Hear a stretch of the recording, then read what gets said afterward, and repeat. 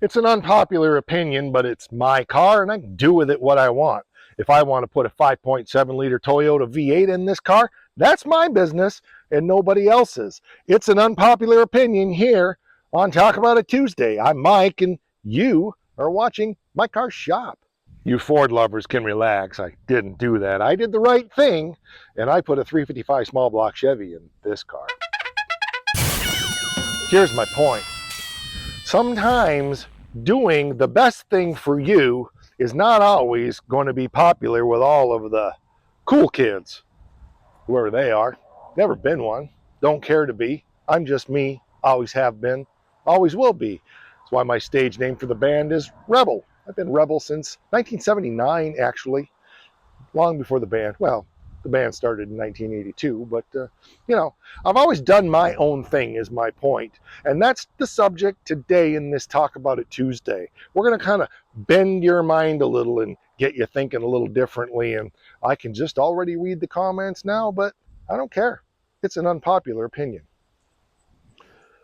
When I built that 47 Ford, I was originally going to put a small Oldsmobile V8 in it because it's what I had.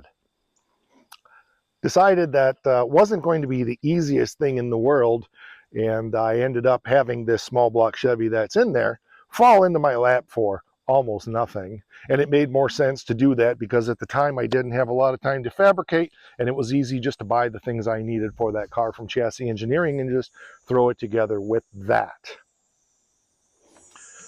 But in the day and the age of the LS swap and the Hemi swap, the new gen Hemi swap, and the Coyote motor and the Hellcat motor, whatever is going on, it's kind of the trends. Here's the trend that comes from a place like My Car Shop, because we're the DIY and we do things for pennies on the dollar, and we say, why in the world would we buy something if we can make it? I'm going to go further with that today and say, why in the world would I buy something if I already have it? You look at what we're doing with our Stitches Challenger, and the motor we're putting in this is because it's the one we have. We've had it a long time. It's an early 70s 440. That's okay. It was a 318 car. It'll be a good swap. Now the Forsyth over there, that's a little different because that's an all numbers matching low mileage race car. I have the numbers matching motor for that. But the point is, I have it, and so we're going to use it. That's the cheapest solution for the most part. Yeah, we do need to go through it and re-ring it and throw some bearings in it, but it's in a lot better shape than a lot of the other spare motors that I have in the back room. Now the 26 Oakland, well, that's all original. We're not messing with that. The motor that I'm planning to put in the 39 truck here that I'm building for my Goddess is one that I have. It's a fairly low mileage 318 out of a 73 Dart that I picked up from my buddy Charlie down in Kentucky. We've got a 413 we're going to punch out to 426 for the Golden Mullet to put that 671 blower on because it's a motor that my buddy gave me. It was a boat anchor and it was seized up and we broke it loose here on the channel. And we can go around all 14 projects and talk about it, but the point is, most of the time, the best thing to use is what you got, not what's popular. And that is an unpopular opinion for sure, especially in social media. Be practical. I firmly believe that you shouldn't spend money you don't have to, especially when you're just spending money for the status of it, when you're just spending money to try to fit in, when you're just spending money to try to be one of the cool kids. I mean, kind of the hot rod culture has always been about being a rebel and going against the flow, and it seems like it happens in everything. As a rock musician like myself, as a car builder like myself, and in so many areas of life, things that started out as rebellion against become like something else we have to live up to and comply. And like I said, my name is Rebel, and I don't live by anybody's rules but the big guys and my own. And my wife's. I see everybody wanting to go to the more modern drivetrains and the fuel injection and the computers, and I get it. It is more convenient, but I'm a wrench and a gearhead, and I expect to be on the side of the road twisting a screwdriver, turning a wrench, or tapping on something or whatever. That's kind of the fun for me. It's one of the reasons I enjoy this car so much, because every time you take it out, it's going to be an adventure. You never know what's going to happen. Now, I'm not driving it to California, but if I had the time and the money, well, I wouldn't drive this one. But, taking one of the other projects, I wouldn't take the Pro Street GTS. That would cost quite a bit at $12 to the gallon in racing fuel. But the point is, when you're building these cars, look at the context of what you plan to do with them and build them to fit your budget and enjoy. Now, here's the thing about budget.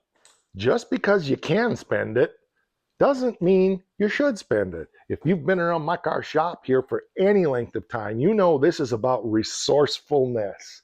It's about creativity. It's about problem solving. It's about seeing if we can challenge ourselves and stretch ourselves. That's why we built all the floor pans and frame rails for this Challenger by hand. We didn't buy hardly anything for this car because it's about artistry and challenging yourself and the creativity. I just did a talk about it Tuesday on a 53 Chevy project that somebody wanted me to do, and one of the things that excited me was the resourcefulness and the creativity and the artistry of what it was going to take to put that 53 Chevy short box on a 97K 1500 chassis. The real builder's choice is not keeping up with the cool kids. The real builder's choice is looking at what's at your disposal, what you like, what you can live with. Now, I could put a slant 6 in Becky's 39 pickup. I have one. It's got only 35,000 miles on it.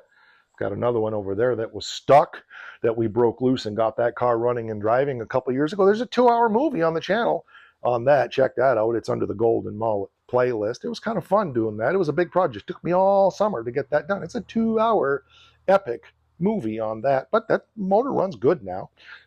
But I don't prefer the sound of a 6-cylinder.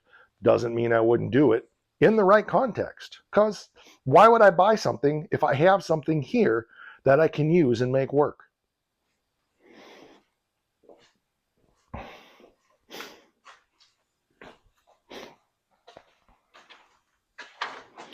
What's the most wrong engine you've ever seen? Well, I saw a Challenger that had a Cummins diesel in it. That was interesting. How about you? What's the most wrong engine that was the most unique thing you've ever seen? You went, wow, it's not what I would have done, but that's pretty damn cool. I like it.